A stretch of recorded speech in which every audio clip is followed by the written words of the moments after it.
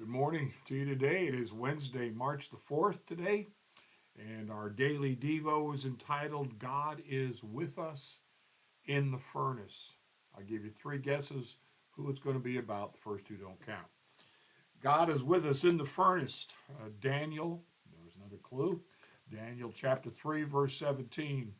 If we are thrown into the blazing furnace, the God we serve is able to deliver us from it, and he will deliver us from your majesty's hand, says Shadrach, Meshach, and Abednego.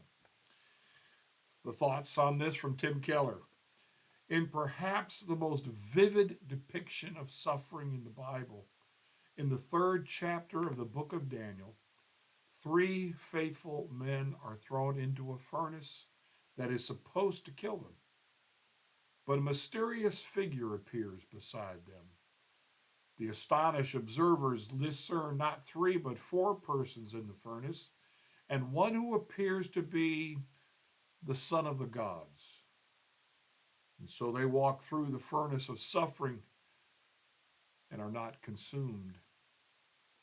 From the vantage of the New Testament, Christians know that this was the Son of God himself, one who faced his own infinitely greater furnace of affliction centuries later when he went to the cross.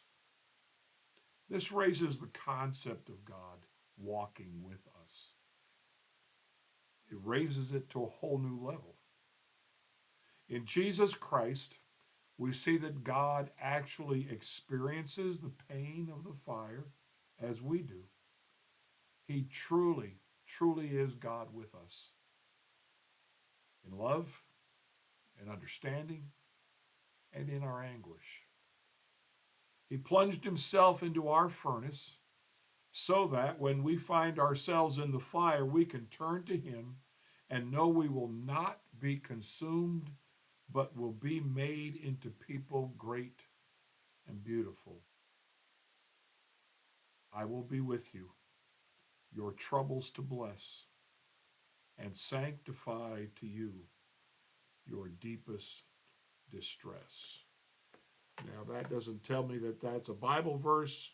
It does have a footnote, and I'm not going to run all the way to the back of the book trying to hunt it down for you while you try to wake up with your cup of coffee. God is with us in the furnace. All these pictures in the scriptures, they really should encourage us. Shadrach, Meshach, and Abednego, just like Daniel, were captives in Babylon. They'd been taken out of their homes in Jerusalem and Israel, and they tried to continue to live the way that they thought they were supposed to live in what they eat. And they pleaded with that, with their captors, with their prison guards. We don't eat that kind of food that you eat. It's not good for us. And so here's what we'd like to have instead. And they did that, and they stood for those things. And I have a CD by name's going to run right out of my head there.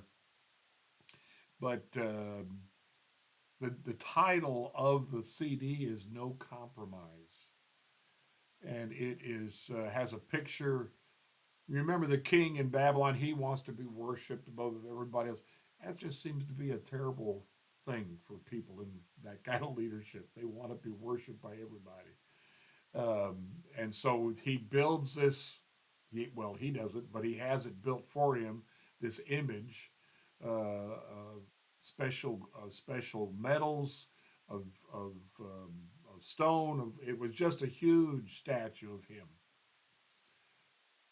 and everybody was supposed to bow to it. And on the cover of this CD, everybody is down on their knees, faces to the ground, worshiping, except for one guy, Daniel.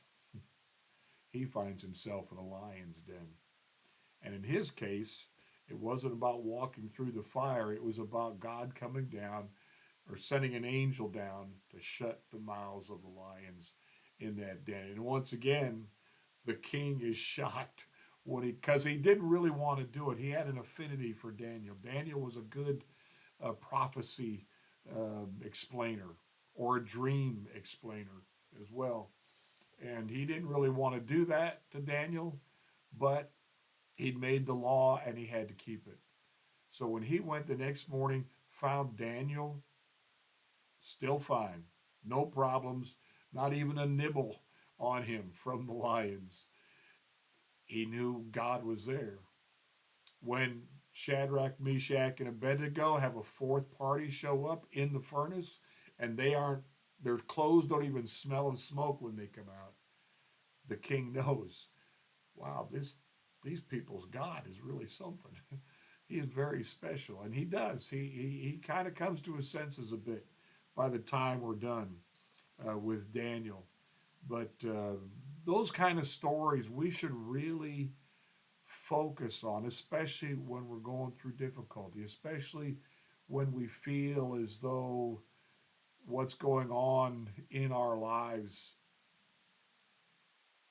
we can't take it, we can't stand it, as though we're going to be consumed by it, killed by it, whatever the case may be, whatever words you want to use. God is with us. God is with us in the furnace, in the lion's den, in front of, he's with us when those who hate us want to kill us.